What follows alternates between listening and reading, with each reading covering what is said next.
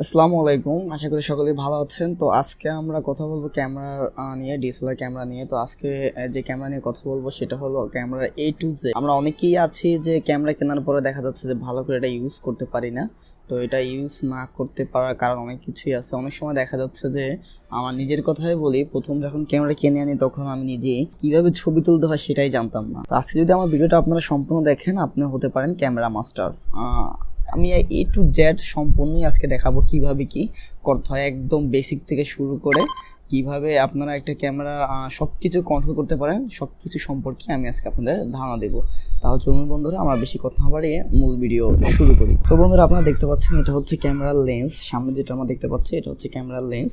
তো আমার কথা হলো এই লেন্সটা যে আমরা অ্যাটাচ করবো, এটা কীভাবে অ্যাটাচ করবো। এখানে দেখতে পাচ্ছেন সাদা একটা পয়েন্ট, এটা লেন্সের গায়ে একটি পয়েন্ট, আর বডির গায়ে একটা পয়েন্ট থাকবে। যদি এটা মিররলেস সেই ক্ষেত্রে এখানে শুধু একটা পয়েন্টই থাকবে সাদা সাদা। যদি ডিএসএলআর হয়ে থাকে, মিররলেস না হয়, সেই ক্ষেত্রে কিন্তু আপনারা দুইটা ইন্ডিকেটর পাবেন, অর্থাৎ একটি লাল একটি সাদা। যেসব লেন্সে সাদা থাকবে সেইটা লেন্স লাগাতে পারবেন, আর যেটা রেড থাকবে সেটা রেড লাগাতে পারবেন। এরপরে আসেন লেন্সের গায়ে একটা লক থাকে, এই লকটা আপনার সবসময় খুলবে। এভাবে চাপ দিয়ে এদিকে ঘুরলে এই লকটা খুলে যাবে। তো এইভাবে করে আমাদের যে লেন্সের লকটা আছে এই লকটা খুলে ফেলতে হবে। এটা শুধু মিররলেস ক্যামেরার মধ্যে লকটা থাকে, ডিএসএলআর মধ্যে এই লকটা থাকে না। তো বন্ধুরা, এরপরে আমরা দেখবো আমাদের ক্যামেরার যে ব্যাটারি এবং এসডি কার্ডটা আছে সেটি লাগিয়ে নিব। তো অবশ্যই দেখবো আমাদের ব্যাটারিতে চার্জ পর্যাপ্ত পরিমাণে আছে কিনা, সেটি আগে কনফার্ম করে নিব। তো এরপরে আমরা পাওয়ার বাটন অন করব। তো আপনারা দেখতে পাচ্ছেন এটি হলো পাওয়ার বাটন, এটি আমরা সামনের দিকে দিয়ে এভাবে অন করব। তো এভাবে অন করার পরে আমাদের সব অন হয়ে যাবে। তো এখানের মধ্যে বিভিন্ন লেখা দেখতে পাচ্ছেন আপনারা, MAV TVP A+, বিভিন্ন লেখা দেখতে পাচ্ছেন। হয়তো ক্যামেরার মডেল ভেদে লেখা কিছুটা ভিন্ন হতে পারে। ক্যাননের ক্যামেরা হয়ে থাকে সেই ক্ষেত্রে প্রায় আপনার লেখাগুলো সেম। তো আমরা যদি এম এর কথা বলি, এম হলো ম্যানুয়াল মোড, সবকিছু আপনি নিজে কন্ট্রোল করবেন। A+ দিলে, A+ হলো সবকিছু ক্যামেরা নিজে সেট আপ করবে, আপনার হাতে কিছুই থাকবে না। তো আমরা যদি এটি ঘুরিয়ে এই মোডে নিয়ে যাই, তো আপনারা দেখতে পাচ্ছেন আমরা এই যে সাদা দাগটা বরাবর এ নিয়ে আসছি, তার মানে এখন বর্তমানে অটো মোডে আছে। আমার ক্যামেরা অটো মোডে চলে গেছে, সুতরাং আমার যত কিছু আছে সব কিছুই আমার ক্যামেরা এখন অটোমেটিক সেটিং করে নেবে। তো এটা যারা বিগিনার, একদম প্রথম ছবি তুলবেন, তাদের জন্য আমি মনে করি যে এইটাই ঠিক আছে, কারণ প্রথমে আপনার কিছুই ভাববেন না। তো এরপরে যেটা হচ্ছে সেটা হলো ফোকাস বাটন। তো আমার যে প্রথম ক্যামেরা কিনেছিলাম সেখানে এটা যে হাফ প্রেস করে ফোকাস করতে হয়, দেন আপনার ফুল প্রেস করলে ছবি উঠে, এই জিনিসটা কিন্তু আমি কখনোই জানতাম না। তো এখানে হাফ প্রেস করলে ফোকাস করে, এটা হচ্ছে আপনার যদি অটো ফোকাস না থাকে বডির মধ্যে। আমার অনেক ক্যামেরা আছে যে 600Dর মধ্যে, 550D, এইসব ক্যামেরার মধ্যে কিন্তু বডির মধ্যে অটো ফোকাস নাই। তো সেই ক্ষেত্রে হাফ প্রেস করে ধরে রাখতে হয়, দেন যখন ফোকাস করা হয় কমপ্লিট, তখন দেখবেন যে আপনার ক্যামেরাটি সবুজ একটা দাগের মতো উঠবে, এর আগে লাল থাকবে। দেন এটা ফুল প্রেস করলে এভাবে ছবি উঠবে। এটা ফুল প্রেস করতে হবে, প্রথমে হাফ প্রেস করে আপনার ফোকাস করতে হবে, দেন ফুল প্রেস করলে ছবিটা উঠে যাবে। তো এই জিনিসটা আমি জানতাম না যে এইখানের মধ্যে দুইটা চাপ দিতে হয়, এটা হাফ প্রেস, এটা ফুল প্রেস। এই যে পাশে ডায়ালিংটা আছে, এটা ঘুরিয়ে ঘুরিয়ে কিন্তু আপনার কিছু চেঞ্জ করতে অনেক কাজে আসে, এটার কাজে দেখাবো। তো বন্ধুরা, আমরা এখন অটো মোড থেকে আমরা চলে যাব ম্যানুয়াল মোডে, কারণ ম্যানুয়াল মোডে গেলে আপনাদের আমি সব কিছু দেখাতে পারবো। তো আমরা চলে আসছি ম্যানুয়াল মোডে। তো আপনারা যদি মিররলেস না কিনে ডিএসএলআর কিনে থাকেন, সেই ক্ষেত্রে এই ধরনের একটা ইন্টারফেস চলে আসবে। তো এটা আপনারা এখানে সবকিছু আপনার পরিচয় করে দেবো। প্রথমে হচ্ছে দেখতে পাচ্ছেন আপনারা শাটার স্পিড হচ্ছে আমরা এখন এখানে 1/100 দেওয়া, তার মানে আমরা যদি 1 সেকেন্ডকে 100 ভাগ করার পরে যে ছোট সময়টা পাবো, সেই সময়ের মধ্যে একটি পিকচার আমাদের তুলে দিবে। তো এটা হচ্ছে শাটার স্পিড। তো এটা আমি বাড়াতে পারবো, কমাতে পারবো। তো এটা যদি আমি এখন বাড়াই কমাই, সেই ক্ষেত্রে দেখতে পাচ্ছেন এই শাটার স্পিডটা এখন বাড়তেছে, সাইডে গেছে।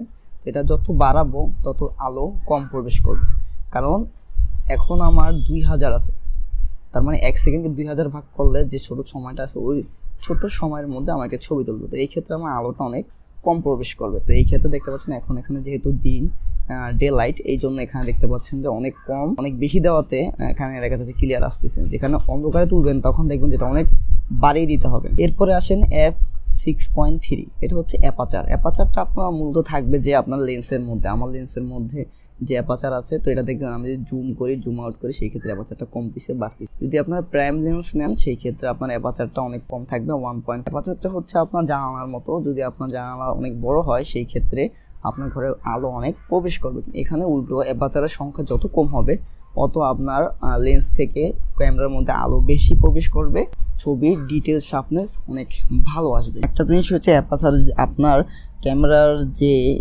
ব্লার। আমরা ডিসপ্লে কেনার ক্ষেত্রে অনেকেই ব্লার জিনিসটা অনেক পছন্দ করি। তো এই ব্লার জিনিসটা আপনারা বেশি পাবেন কোত্থেকে? এই অ্যাপারচার থেকে। অ্যাপারচার সংখ্যা যত কম হবে তত আপনারা ব্লার, ব্যাকগ্রাউন্ডে ব্লার বেশি পাবেন। তো এরপর আসি আইএসও। আইএসওটা হচ্ছে এক কথায় ডিজিটাল লাইটের মতো। এটা হচ্ছে আপনার বিভিন্ন ক্যামেরায় বেশি কম হয়ে থাকে। তো এই ক্যামেরা হচ্ছে যেহেতু এটা মিররলেস, এটার মধ্যে অনেক বেশি হয়ে থাকে। তো আইএসওটা হচ্ছে যে আপনি যখন অন্ধকারের মধ্যে শ্যুট করবেন তখন যত বাড়াবেন তত আপনার ডিজিটালি লাইট বাড়বে। ধরুন আমি এটা যদি এখন বাড়িয়ে দিই, সেই ক্ষেত্রে দেখবেন যে অনেক লাইট দেখেন আপনার বেড়ে গেছে, একদম ঝলসে গেছে। তো এটা যত কমাবেন তত দেখবেন যে আপনার লাইট কমে যাবে। এখানে একটা জিনিস বলে রাখি, সেটা হলো আপনি যত বাড়াবেন, ধরেন আপনি ডিজিটাল লাইট যেটা আছে সেটা বেশি পরিমাণ দিয়েছেন, যত বাড়াবেন তত কিন্তু ছবির মধ্যে একটা ঝিরঝির ভাব চলে আসবে, একটা নয়েজ চলে আসবে, ঝিরঝির ভাব চলে আসবে।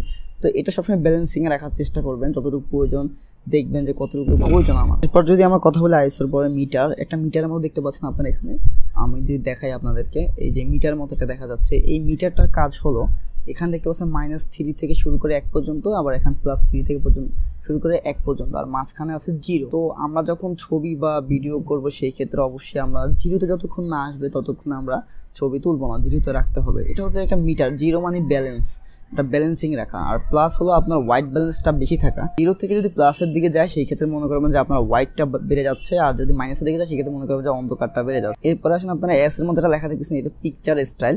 তো এটা সবসময় স্ট্যান্ডার্ড মোডে রাখবেন আপনারা, সবসময় স্ট্যান্ডার্ড মোডে রাখবেন। এটার বিভিন্ন কাজ আছে, এখানে আপনারা স্ট্যান্ডার্ড মোডে রাখাই আমি মনে করি যে শ্রেয়। এরপর আছে আপনার কেলভিন। এই কেলভিনটা নিয়ে অনেক কাজ আছে, যদি আমরা একটু দেখাই। আপনারা দেখতে পাচ্ছেন আমি এখন হোয়াইট ব্যালেন্স চলে আসছি, এটাকে বলে কেলভিন। তো এখানে দেখতে পাচ্ছেন এখানে অটো আছে, ডে লাইট আছে, বিভিন্ন অপশন আছে এখানে আপনারা দেখতে পাচ্ছেন। তো এবার ক্লাউডি আছে, যখন আপনার খুব ঘোলা আসবে, বা লাইট আছে রাত্রেবেলা তুললে, এখানে লাইট আছে, এখানে আপনার ডে লাইট আছে, এখানে আপনার সব কিছু আছে। এটা হচ্ছে অটো। তো বেশিরভাগ ইউটিউবার এটা অটো দিয়ে তুলে। তো আমি চাবো যে আপনারা এইগুলো নিয়ে যদি রিচার্জ করেন সেক্ষেত্রে বুঝতে পারবেন যে কোনটার কি কাজ, কোন পজিশনে কোনটা কাজে আসে। আমি নিজে পার্সোনালি সবসময় ডে লাইট দিয়ে তুলি, তারপরও বিভিন্ন ক্ষেত্রে দেখা যাচ্ছে যে আমি এটাকে একটু ঘুরিয়ে দেখি যে কিভাবে ভালো ছবি আসে। এরপর আপনারা দেখতে পাচ্ছেন ওয়ান শট। ওই ওয়ান শটের কাজ হলো আপনি যদি কখনো কোনো সাবজেক্ট মুভিং করে সেই ক্ষেত্রে কোন মুড দিয়ে তুলবেন, আর যদি দেখেন কোনো সাবজেক্ট স্থির আছে অপশনে তুলবেন। আপনি ধরেন যদি কোনো বাচ্চার ছবি তুলেন সেই ক্ষেত্রে অবশ্যই মুভিং করবে। তো এখানে যদি ওয়ান শটের দিকে আমরা যাই, এখানে দেখতে পাচ্ছেন ওয়ান শটে আমরা সিলেক্ট করে রেখেছি, সার্ভো দিয়ে তুলবেন আপনারা। সার্ভো দিয়ে তুললে যেগুলো মুভিং করলে সেটা আপনার খুব ভালো ছবি আসবে, আর যদি ওয়ান শট দিয়ে তুলেন সেই ক্ষেত্রে দেখা যাচ্ছে যে ঘোষা হয়ে যাবে। এরপরে আছে টাইমিং, অথবা আপনি যদি বলেন এটা কন্টিনিউ শুট। তো এটা যদি আমি একটু দেখিয়ে দিই, এখানে হচ্ছে কন্টিনিউ শুট। এই যে দেখতে পাচ্ছেন আপনারা এখন দেখতে পাচ্ছেন ড্রাইভ মোড এটাকে বলে। তো এখানে যদি আমি এইটা দিই, এটা হচ্ছে হাই স্পিড কন্টিনিউ শুট।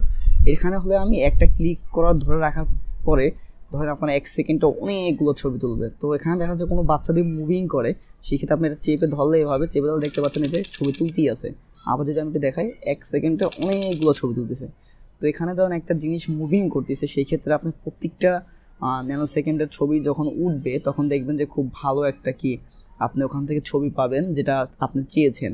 তো এই সব ছবি নেওয়ার জন্য আপনারা এই সব সেটিংগুলো আমরা ব্যবহার করে থাকি। এখানে দেখতে পাচ্ছেন আমরা কন্টিনিউ শুট। আর যদি আপনি একটা ছবি তুলতে চান সেই ক্ষেত্রে এটা দিতে পারেন। এটা সিঙ্গেল শুটের মধ্যে আপনি জাস্ট একটা ছবি তুলতে পারবেন। এরপর টাইমিং আছে, টাইমিং দিয়ে আপনারা ছবি তুলতে পারবেন। এরপরে খুবই ইম্পর্টেন্ট একটি জিনিস যেটা না বললেই না, সেটা হলো এখানে আপনার এই যে ইমেজ কোয়ালিটি। এই ইমেজ কোয়ালিটি নিয়ে আমি অনেক কষ্ট পেয়েছি, ভুগছি অনেক।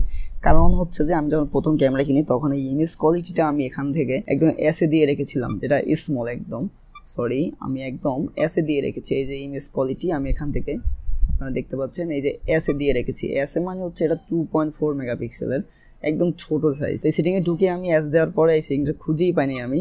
তো কেন জানি না আমার ছবিগুলো অনেক খারাপ আসতেছিল প্রথম যখন আমি ক্যামেরা নিই। তো আমি বুঝতেছি না যে এত খারাপ কোয়ালিটি কেন ডিএসএলআর ক্যামেরায় আসে।